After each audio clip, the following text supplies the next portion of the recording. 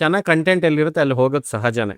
ಅಂದ್ರೆ ಏನಂತಾರೆ, ಅಲ್ಲಿ ಸಕ್ಕರೆ ಇದ್ ಕಡೆ ಇರುವೆಗಳು ಹೋಗ್ತವೆ, ಬೆಲ್ಲ ಇದ್ ಕಡೆ ಇರುವೆಗಳು ಹೋಗ್ತವೆ ಅನ್ನಂಗೆ. ಚೆನ್ನಾಗಿ ಕಂಟೆಂಟ್ ಇದ್ರೆ ಅದು ನೋಡ್ತಾರೆ. ಆಮೇಲೆ ಕನ್ನಡದಲ್ಲಿ ಇಫ್ ಇನ್ ಕೇಸ್ ಚೆನ್ನಾಗಿ ಬಂದ್ರೆ ಅವರು ಅದನ್ನ ಸೆಲೆಬ್ರೇಟ್ ಮಾಡ್ತಾರೆ, ತುಂಬಾ ಹ್ಯೂಜ್ ಆಗೇ ಸೆಲೆಬ್ರೇಟ್ ಮಾಡ್ತಾರೆ. ಸಣ್ಣ ಬ್ಲಿಂಕ್ ನ ತಗೊಂಡು ಜನ ಇಂಟರ್ಸ್ಟೆಲ್ಲರಿಗೂ ಕಂಪೇರ್ ಮಾಡ್ಕೊಂಡು ನೋಡ್ತಾರೆ, ಅಲ್ಲಿ ಅಷ್ಟು ಚೆನ್ನಾಗಿ ಮಾಡಿದಾರೆ, ಇಲ್ಲಿ ಇಷ್ಟು ಮಾಡಿಲ್ಲ. ಟೆಕ್ನಿಕಲ್ ಆಸ್ಪೆಕ್ಟ್ಸ್ ಕೂಡ ಅಲ್ಲಿ 1 ಅವರ್ ಬಜೆಟ್ ಅಲ್ಲಿ ನಾವು ಓವರ್ ಆಲ್ ಮೂವಿ ಮಾಡಿರ್ತೀವಿ. ನಿಜ ಹೇಳ್ಬೇಕು ಅಂದ್ರೆ ಅವ್ರು 1 ಅವರ್ಗೆ ಏನ್ ಶೂಟ್ ಬಜೆಟ್ ಇಟ್ಕೊಂಡಿರ್ತಾರೆ ಅಷ್ಟ್ರಲ್ಲಿ ನಾವು ಓವರ್ ಆಲ್ ಫಿಲ್ಮ್ ಮಾಡ್ಬಿಟ್ಟಿರ್ತೀವಿ.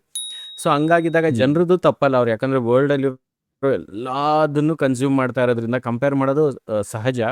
ಅದ್ರಲ್ಲೂ ನಾವು ಕನ್ಸಿಸ್ಟೆಂಟ್ ಆಗಿ ಒಳ್ಳೊಳ್ಳೆ ಮೂವೀಸ್ ಕೊಡ್ತಾ ಇರಬೇಕು. Over the period of time ಜನಕ್ಕೆ ಕನ್ನಡದ ಕಡೆ ಒಂದು ಒಲವು, ಹೋಗಿರೋ ಒಲವು ವಾಪಸ್ ಬರುತ್ತೆ. ಯಾಕಂದ್ರೆ ಜನ ಏನು ಅಷ್ಟು ಇದಿರಲ್ಲ, ಅಂದ್ರೆ ಕನ್ನಡದ ಮೇಲೆ ಒಲವೇ ಇಲ್ದೇ ಇರೋ ತರ ಜನರು ಇರಲ್ಲ. ಬೇರೆ ಭಾಷೆ ಕಂಪೇರ್ ಮಾಡಿದ್ರೆ ನಮ್ದು ಕೆಪಾಸಿಟಿ ಕಮ್ಮಿ ಇದೆ, ರೀಚ್ ಕಮ್ಮಿ ಇದೆ. ಅದನ್ನು ಅದೇ over the period of time ತುಂಬಾ ಜನ ಕನ್ಸಿಸ್ಟೆಂಟ್ ಆಗಿ ಇಲ್ಲಿಗೆ ಎಫರ್ಟ್ ಹಾಕಿದ್ರೆ ಅಟ್ಲೀಸ್ಟ್ ಒಂದು 3-4 ಇಯರ್ಸ್ ಅಷ್ಟರಲ್ಲಿ ಒಂದು ದೊಡ್ಡ ಚೇಂಜೇ ಕಾಣಿಸುತ್ತೆ. ಈಗ ತುಂಬಾ ಡೆಮೋಕ್ರೆಟಿಕ್ ಆಗಿದೆ, ಯಾರು ಎಲ್ಲಿಂದ ಬೇಕಾದ್ರೂ ಸಿನಿಮಾ ಮಾಡೋದು, ಹೆಂಗ್ ಬೇಕಾದ್ರೂ ರಿಲೀಸ್ ಮಾಡ್ಬೋದು, ಅವರೇ ಡಿಸ್ಟ್ರಿಬ್ಯೂಟ್ ಮಾಡ್ಬೋದು. ಸೊ ತುಂಬಾ ಈಸಿ ಇದೆ ಈಗ ಸಿನಿಮಾನ ರಿಲೀಸ್ ಮಾಡೋದು, ಕಥೆನ ಹೇಳೋದೇ ಕಷ್ಟ ಇರೋದು ಈಗ.